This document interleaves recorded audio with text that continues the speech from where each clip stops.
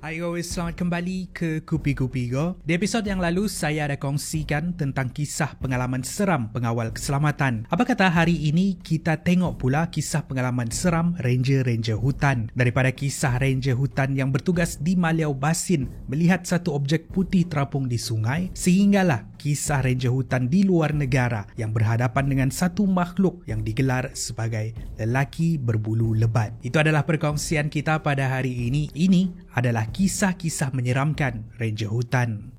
Pengalaman seram di Maliau Basin. Kisah ini diceritakan oleh seorang ranger hutan yang bernama Ko Juming. Dia adalah ranger yang ditugaskan menjaga kawasan sekitar Maliau Basin di Sabah. Kepada mereka yang tidak tahu, Maliau Basin ini adalah kawasan hutan simpan yang terletak di daerah pendalaman di Sabah. Satu destinasi yang popular untuk pelancong dan juga para penyelidik. Berbalik kepada kisah Ko, setelah bertahun-tahun bekerja sebagai ranger hutan, banyaklah kisah pengalaman yang dia kongsikan. Dari pengalaman terserempak dengan seekor ular tedung yang sangat besar, sehinggalah insiden bila bot yang mereka naiki terlanggar batu besar dan terbalik. Untuk pengalaman misteri pula terjadi pada tahun 2003. Sekitar senja, hujan renyai turun. Ko pada waktu itu sedang mengiringi penyelidik daripada Denmark. Disebabkan mereka masuk jauh ke dalam hutan, mereka terpaksa mendirikan kemah untuk bermalam. Pada waktu malam, angin bertiup dengan sangat kuat. Mereka yang sedang tidur di dalam kemah dikejutkan dengan sebatang pokok besar yang tumbang menghempap tanah tidak beberapa jauh dari tapak perkemahan mereka. Rupa-rupanya, malam sebelum tu, salah seorang rakan Ko bermimpi didatangi oleh seorang lelaki tua yang memberitahu mereka supaya tidak mendirikan kemah berdekatan dengan sebuah pokok yang besar. Rupa-rupanya, itu adalah petanda akan ada pokok besar yang tumbang. Sebuah lagi kisah berlaku pada tahun 2005. Ketika membuat rondaan di sekitar kawasan Gaung dan tiba di kawasan sungai, langkahnya terhenti bila Ko melihat satu objek putih ibarat susuk seorang manusia terapung di sungai. Ko hanya merenung objek putih itu sebelum ia hilang dalam sekelip mata. Seminggu selepas itu, Ko bertugas mengiringi kumpulan penyelidik dari Kota Kinabalu. 3 daripada mereka ialah wanita, maka Ko pun membawa mereka ke sekitar hutan termasuklah melintasi sungai di mana Ko melihat objek putih seminggu sebelum itu. Apabila habis meronda, mereka pun pulang. Ketika berada di tempat penginapan, 3 wanita di dalam kumpulan itu dirasuk. Yang paling ganjil sekali, salah seorang wanita mengangkat satu tunggul kayu yang sangat besar, mengejutkan mereka semua. Sementara 2 lagi histeria. Itulah antara pengalaman Ko Juming ketika menjadi ranger di Maliau Basin. Kisah seterusnya, siapa yang naik sampan tu?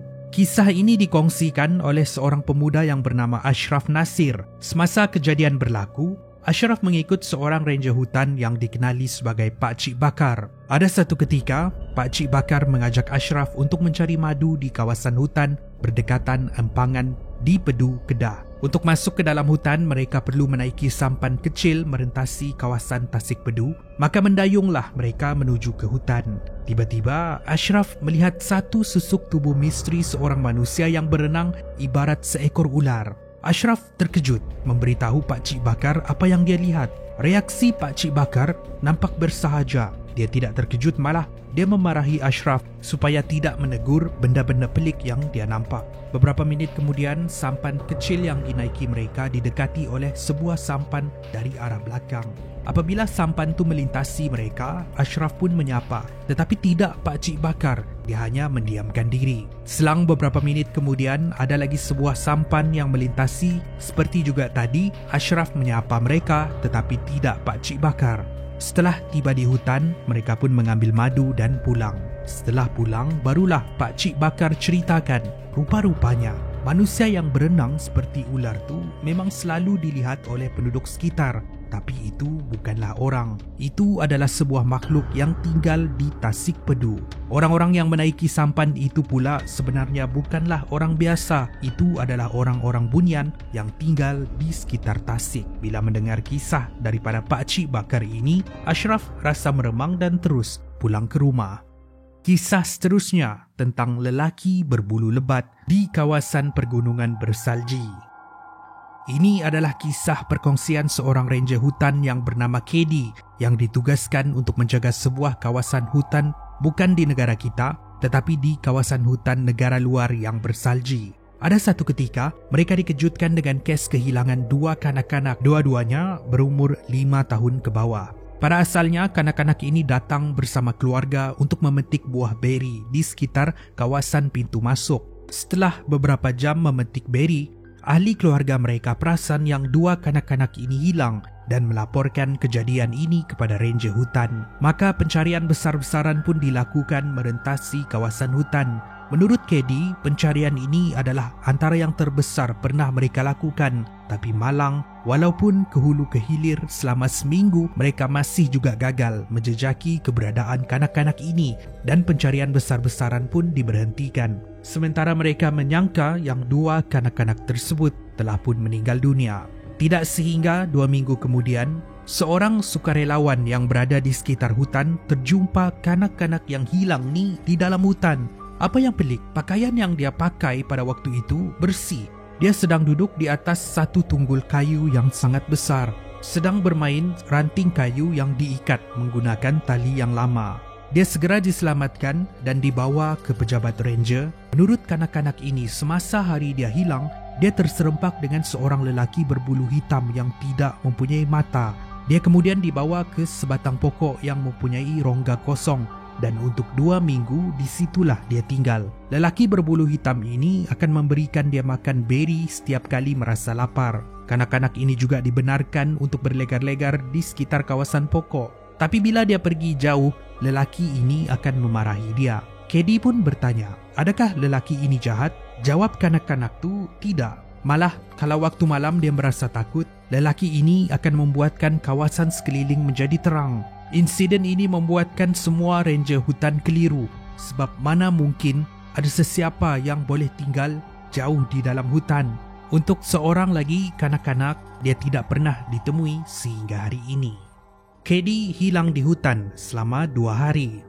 Juga kisah daripada KD tadi, kali ini berlaku semasa dia menjalani latihan untuk menjadi ranger hutan. Kumpulan mereka pada waktu itu sedang menjalani latihan di sekitar kawasan hutan dan berbukit. Setelah beberapa jam menyelusuri hutan, mereka berehat di satu kawasan. Pada waktu ini, KD pergi ke satu kawasan semak tidak beberapa jauh dari kumpulannya untuk membuang air kecil. Setelah selesai membuang air kecil, apabila dia berdiri, KD merasa hairan dan kebingungan. Bukan sahaja dia tidak tahu jalan untuk kembali ke arah kumpulannya, dia juga tidak tahu kenapa dia berada di situ seakan dia mengalami amnesia ataupun hilang ingatan.